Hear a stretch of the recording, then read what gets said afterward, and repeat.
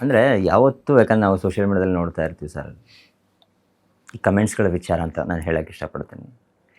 ಯಾಕಂದರೆ ಇವತ್ತಿನ ಕಾಲಘಟ್ಟದಲ್ಲಿ ನಾವು ಸೆಲೆಬ್ರಿಟಿ ಇರಬಹುದು ಅಥವಾ ಕಾಮನ್ ಮ್ಯಾನ್ಸ್ ಇರಬಹುದು, ಎಷ್ಟು ಪೂರಕವಾಗಿದೆಯೋ ಅಷ್ಟು ಮಾರ್ಗವಾಗಿದೆ ಸೋಷಿಯಲ್ ಮೀಡಿಯಾ ಅನ್ನುವಂಥದ್ದು. ಅಲ್ಲಿರುವಂಥ ಕಮೆಂಟ್ಸ್ಗಳು ಕೂಡ ಅಷ್ಟೇ.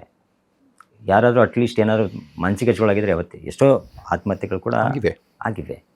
ಸೊ ಇದನ್ನು ಹೆಂಗೆ ಸರ್, ಯಾವ ಥರ ತಗೋತೀರಾ ನೀವು? ಒಬ್ಬ ಸೆಲೆಬ್ರಿಟಿಯಾಗಿ ನೀವು ಯಾವ ಥರ ತಗೋತೀರಾ? ಸೆಲೆಬ್ರಿಟಿ ಅಂತಲ್ಲ, ಒಬ್ಬ ಮನುಷ್ಯನಾಗೇ ನೋಡಿದ್ರೆ ಅಂಥದ್ದು ಬೇಜಾರಾಗೇ ಆಗುತ್ತೆ ಅನಿಸುತ್ತೆ. ನನಗೊಂದಷ್ಟು ಬಣ್ಣತನ ಬಂದಿದೆ, ಜೊತೆಗೆ ನಾನು ಸರಿದಾರಿಲಿ ಹೋಗ್ತಾ ಇದೀನೋ ಅನ್ನೋ ಒಂದು ಆತ್ಮಸ್ಥೈರ್ಯವೋ ಅದು ದುರಹಂಕಾರವೋ ಏನೋ ಒಂದು ಇದೆ ಅನಿಸುತ್ತೆ. ಜೊತೆಗೆ ಒಟ್ನಲ್ಲಿ ಅದು ಹೆಲ್ಪ್ ಮಾಡ್ತಾರೆ, ಶೀಲ್ಡ್ ಮಾಡ್ತಾ ಇದೆ ಇದೆಲ್ಲ ತಡೆದಿಡೋದಕ್ಕೆ.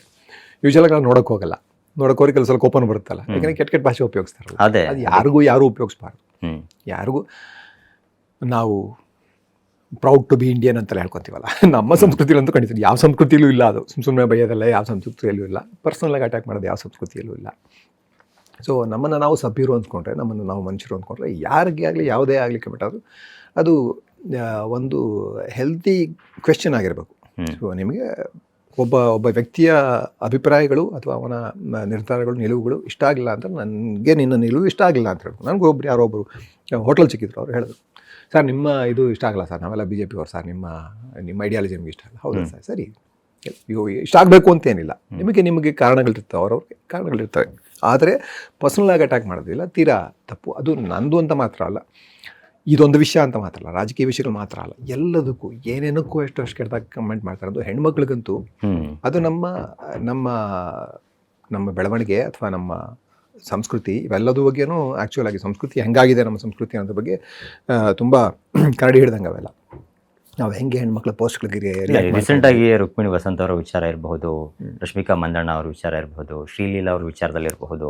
ಯಾಕಂದ್ರೆ ಸಾಕಷ್ಟು ಫೇಕ್ ವಿಡಿಯೋಗಳು ಹಾಕಿರುವಂಥದ್ದು, AI ವಿಡಿಯೋ ಆಗಿರುವಂಥದ್ದು, AI ಬಂದ ನಂತರದಲ್ಲಂತರೂ ಸಾಕಷ್ಟು ರೀತಿಯಾಗಿ ಈ ಥರದ ಸೋಷಿಯಲ್ ಮೀಡಿಯಾ ಕ್ರೈಮ್ಗಳು ಜಾಸ್ತಿ ಆಗ್ತಿರುವಂಥದ್ದನ್ನು ನೋಡ್ತಾ ಇದ್ದೀವಿ ನಾವು. ಬಟ್ ಇನ್ನು ತಡೆಗಟ್ಟಕ್ಕೆ ಏನೆಲ್ಲ ಕ್ರಮಗಳನ್ನು ತಗೋಬಹುದು ಅಂತ?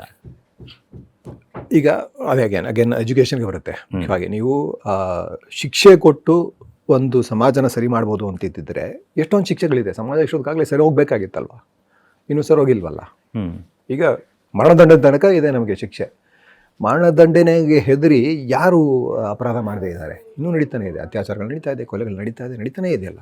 ಹೌದು. ಸೊ ಶಿಕ್ಷೆಯಿಂದ ಸಮಾಜ ಬದಲಾಗಲ್ಲ, ಎಜುಕೇಷನಿಂದ ಅಷ್ಟೇ ಬದಲಾಗಲಿಕ್ಕೆ ಸಾಧ್ಯ ಅಂತ ನನಗೆ ಅನ್ಸುತ್ತೆ. ಸರಿಯಾದ ತಿಳುವಳಿಕೆ, ಸರಿಯಾದ ಅರಿವಿನಿಂದಷ್ಟೇ ಮೂಡಿಸು.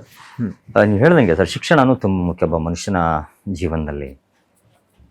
ಬಟ್ ಇವತ್ತು ಶಾಲೆಗಳನ್ನು ನಾವು ನೋಡಿದಾಗ ಎಷ್ಟೋ ಸರ್ಕಾರಿ ಶಾಲೆಗಳ ವಿಚಾರ ನಾನು ನಿಮಗೆ, ಎಜುಕೇಷನ್ ಅಂದರೆ it's a private and government ಇರ್ಬೋದು, ಬಟ್ ಸರ್ಕಾರಿ ಶಾಲೆಗಳನ್ನು ತುಂಬ ಮುಖ್ಯ ಆಗುತ್ತೆ, ತುಂಬಾ ಮುಖ್ಯ. ಅದು ಕರೆಕ್ಟ್ ಆಗಿದ್ದಾವ ಸರ್ ಇವತ್ತಿನ ಶಿಕ್ಷಕರಲ್ಲಿ ಇರುವಂಥವ್ರು?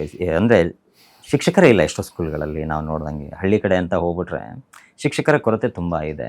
ಸೊ ಇದ್ರ ಬಗ್ಗೆ ನಾವು ಶಿಕ್ಷಣ ಇಲ್ಲೇ ಸಿಕ್ಕಿಲ್ಲ ಅಂತಂದರೆ ನಮಗೆ ಇನ್ನು ಮನುಷ್ಯ ಹೆಂಗೆ ಅವನಿಗೆ ಜ್ಞಾನ ಹೆಚ್ಚುತ್ತೆ ಅವನಿಗೆ?